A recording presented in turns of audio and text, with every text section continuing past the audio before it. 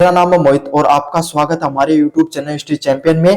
तो जैसा कि आप जानते हो, आपका जो पेपर होने वाला है इंग्लिश लिटरेचर का, उससे संबंधित जितने महत्वपूर्ण प्रश्न होने वाले हैं सारे के सारे मैं आपको करवाने वाला हूं।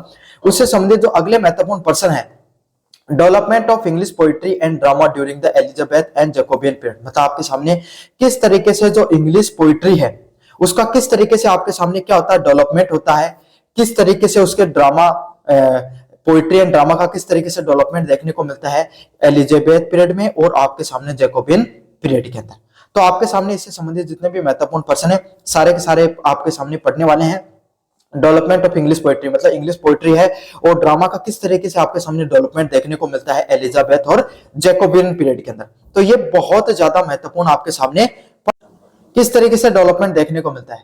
The Elizabeth Queen Elizabeth and the Jacobean King James first eras are known as the golden age. मतलब आपके सामने जो किंग एलिजाबेथ फर्स्ट है और जो जैकोबियन किंग जेम्स फर्स्ट है उनका जो एरा, मतलब ये आपके सामने साहित्य की आपके सामने राजा हुआ करते थे इंग्लैंड में, आपके सामने क्या है, राजा हुआ करते हैं, उनका पीरियड है भाई आपके सामने क्वीन एलिजाबेथ का फर्स्ट का पीरियड। उसके बाद में जो किंग्स जेम्स फर्स्ट आते हैं उनका एरा है, उसको इंग्लिश साहित्य का आपके सामने क्या कहा जाता है, गोल्डन पीरियड कहा जाता है। तो अपन ऐसे नहीं कहते भाई आपके सामने मुगलों की स्थापत्य कला है ना, गुप्तों की स्थापत्य कला है ना, मौर्यकालीन स्थापत्य कला, साहित्य कला, उसके बारे में बताइए। तो इसी तरीके से आपके सामने जो एलिजाबेथ पीरियड आपके सामने और किंग जेम्स फर्स्ट का जो जैकोबियन पीरियड बोला जाता है वो इंग्लिश साहित्य के लिए भी बहुत शानदार एरा रहता है। समझ में आ गया? तो इस प्रश्न पर विस्तार से पढ़ें। इससे पहले आपके सामने क्या करना है, अगर जो मैं आपको पीडीएफ पढ़ा रहा हूं, अगर आप इसको फ्री में प्राप्त करना चाहते हो, जो मैं पीडीएफ पढ़ा रहा हूं अगर आप इसको फ्री में प्राप्त करना चाहते हो तो बिल्कुल फ्री में मिल जाएगी आपको ये पीडीएफ। कहां पर मिलेगी आपको? ये मिलेगी हमारे टेलीग्राम चैनल पे। टेलीग्राम चैनल का लिंक कहां पर मिलेगा? पहले चैनल को सब्सक्राइब करना पड़ेगा। चैनल को सब्सक्राइब करोगे तब डिस्क्रिप्शन में आपको हमारे टेलीग्राम चैनल का लिंक मिल जाएगा। किसका? टेलीग्राम चैनल का लिंक मिल जाएगा, वहां से जाकर टेलीग्राम चैनल को जरूर से ज्वाइन कर लेना। समझ में आ गया? तो चैनल को जोर से सब्सक्राइब कर लो भाई, सारे के सारे विद्यार्थी टेलीग्राम चैनल को जोर से ज्वाइन कर लेना। साथ के साथ डिस्क्रिप्शन में आपके सामने जो डिस्क्रिप्शन है वहीं पर आपके सामने प्ले लिस्ट का भी लिंक मिलेगा। किसका? प्ले लिस्ट का भी लिंक मिलेगा। प्ले लिस्ट को भी जाकर सारे के सारे विद्यार्थी अच्छे से सारे के सारे इंग्लिश लिटरेचर से संबंधित जितने भी इंपॉर्टेंट क्वेश्चन है अच्छे से जाकर पढ़ लो भाई।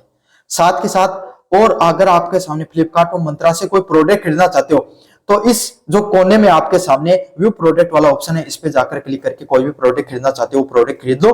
सबसे ज्यादा डिस्काउंट देखने को मिलेगा। इस समय सेल चल रही है, न्यू ईयर सेल चल रही है, जाकर कोई भी प्रोडक्ट खरीदो। मेरे जो अगर उससे लिंक से खरीदोगे तो सबसे ज्यादा डिस्काउंट देखने को मिल जाएगा। चलिए शुरू करते हैं। आपके सामने पहले वाला प्रश्न है डेवलपमेंट ऑफ ड्रामा। किस तरीके से आपके सामने जो नाटक कला होती है इंग्लिश साहित्य के अंदर उसका किस प्रकार से डेवलपमेंट देखने को मिलता है। Drama before the most popular from the entertainment during this time. Drama है ना वो इस समय से पहले भी आपके सामने बहुत ज्यादा पॉपुलर हुआ करता था। एंटरटेनमेंट का क्या एक प्रकार हुआ करता था, कौन से? इस टाइम के अंदर, मतलब इस समय आपके सामने इंग्लिश साहित्य के अंदर जो ड्रामा है, इंग्लिश साहित्य के अंदर जो नाटक लिखने की कला है वो सबसे ज्यादा पॉपुलर हुआ करती थी। किसके भाग में? एंटरटेनमेंट की जो कैटेगरी होती है, एंटरटेनमेंट की जो श्रेणी होती है उसके अंदर आपके सामने ड्रामा है वो सबसे ज्यादा मोस्ट पॉपुलर कैटेगरी हुआ करती थी। समझ में आ गया? जैसे कि भाई आपके सामने नाटक हो गया, भारतीय हिंदी साहित्य में देखते हो ना, नाटक हो गया, फिर उपन्यास कला आई, फिर आपके सामने आप वर्तमान आधुनिक साहित्य की कला आई है ना। कभी आपके सामने वृत्तांत यात्रा वृत्तांत आते हैं, कभी आपके सामने संस्मरण आते हैं। तो इसी तरीके से जो एलिजाबेथ का पीरियड होता है और जैकोबियन का पीरियड होता है, इसके अंदर किसका डेवलपमेंट होता है भाई? ड्रामा का डेवलपमेंट होता है। समझ में आ गया? वो नहीं एकता कपूर वाले सीरियल नहीं, सास कभी भी बहू थी वो वाले नाटक नहीं, Elizabeth drama. This was a time of energy and confidence. ये वो समय हुआ करता था जब अंग्रेजी साहित्य के अंदर क्या था, आपके सामने एक ऊर्जा और कॉन्फिडेंस की भावना देखने को मिलती थी। जहां पर Christopher Morley introduce the mighty line, मतलब उस समय क्रिस्टोफर मोरले जैसे जो आपके सामने साहित्यकार हैं उनके द्वारा क्या किया गया, इंट्रोड्यूस किया गया किसको? माइटी लाइन्स नामक आपके सामने जो साहित्य है ड्रामा है उसको इंट्रोड्यूस किया गया। मतलब ये ऐसा काल था जिसके अंदर ऊर्जा से ओरोत प्रोत आपके सामने जो ड्रामा है नाटक है वो लिखे जाते थे। इसमें एक बहुत बड़ा नाम आता है क्रिस्टोफर मार्ले, जिनके द्वारा माइटी लाइन्स नामक आपके सामने क्या है, साहित्य लिखा गया। This greatest writer was the William Shakespeare and उस समय के एक और महान साहित्यकार कौन हुए? William Shakespeare. तो इस समय का आपके सामने भाई एलिजाबेथ ड्रामा को लिखो तब आपके सामने दो नाम जरूर याद कर लेना, क्रिस्टोफर मार्ले, उनके द्वारा कौन सी लिखी गई, माइटी लाइन्स, रट लो, क्रिस्टोफर मार्ले के द्वारा कौन सी लिखी गई, माइटी लाइन्स लिखी गई, अच्छे से याद कर लो। साथ के साथ विलियम शेक्सपियर है, उनके द्वारा अलग अलग प्रकार का साहित्य लिखा गया, जिसमें द हैमलेट और आपके सामने रोमियो एंड जूलियट की जो प्रेम कहानी है, लव स्टोरी है, वो आपको देखने को मिलती है। तो उस समय दो प्रमुख साहित्यकार, क्रिस्टोफर मार्ले जिनके द्वारा माइटी लाइन्स लिखा गया, और विलियम शेक्सपियर जिनके द्वारा द हैमलेट और रोमियो एंड जूलियट लिखा गया। किसके द्वारा, कौन सा पीरियड था वो, एलिजाबेथ का समय था, जिसके अंदर ड्रामा है, नाटक है, वो मुख्यतः लिखे जाते थे। समझ में आ गया आपके सामने अच्छे से। चलिए शुरू करते हैं आपके सामने। अगला इंपॉर्टेंट क्वेश्चन है Jacobean drama. After 1603 plays become a darker and more serious. जो आपके सामने जो अब पहले क्या हुआ करते थे, आपके सामने समाज से संबंधित साहित्य लिखा जाता था। अब 1603 पीरियड के आपके सामने उसको जैकोबियन पीरियड के नाम से जाना जाता है, और उसमें जैकोबियन ड्रामा लिखा गया। अब थोड़ा गंभीर टाइप के, एकदम सीरियस टाइप के और डार्कर टाइप के आपके सामने साहित्य लिखे गए। They often focus on revenge and corruption. क्यों, उस समय का जो समाज है उसमें क्या भ्रष्टाचार हो गया, बदले की भावना, युद्ध जैसी चीजें देखने को मिलती थी।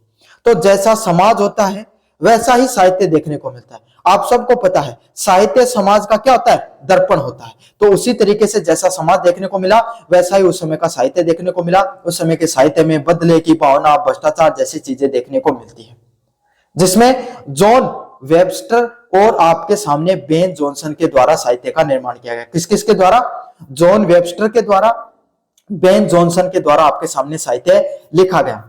दे were famous writers of this time. मतलब ये साहित्यकार उस समय के कुछ प्रमुख लेखकों में से जाने जाते हैं। And known for his comedy of humours. मतलब उन्होंने कैसा लिखा आपके सामने, आजकल आप डार्क जोक सुनते हो ना कि ओहो बहुत डार्क जोक है, तो ये वैसे ही राइटर हुआ करते थे। जो हिंदी साहित्य में जिनको व्यंग्य बोला जाता है, आजकल अपने जो जंजी भाषा में जिनको डार्क जोक बोला जाता है, तो वो उस प्रकार के आपके सामने साहित्य को लिखा करते थे। इनका फोकस क्या हुआ करता था, मजाक मजाक में जो सत्ता होती है ना, उस सत्ता में किस प्रकार का भ्रष्टाचार देखने को मिलता है, कैसे लोग एक दूसरे को मारने पर तुले हुए, उन प्रकार की जो चीजें होती थी उन पर ये क्या करते थे, आपके सामने सीधा का सीधा कटाक्ष करने का काम करते थे। They were the famous writer of this time. ये उस समय के सबसे प्रमुख फेमस राइटरों में से हुआ करते थे।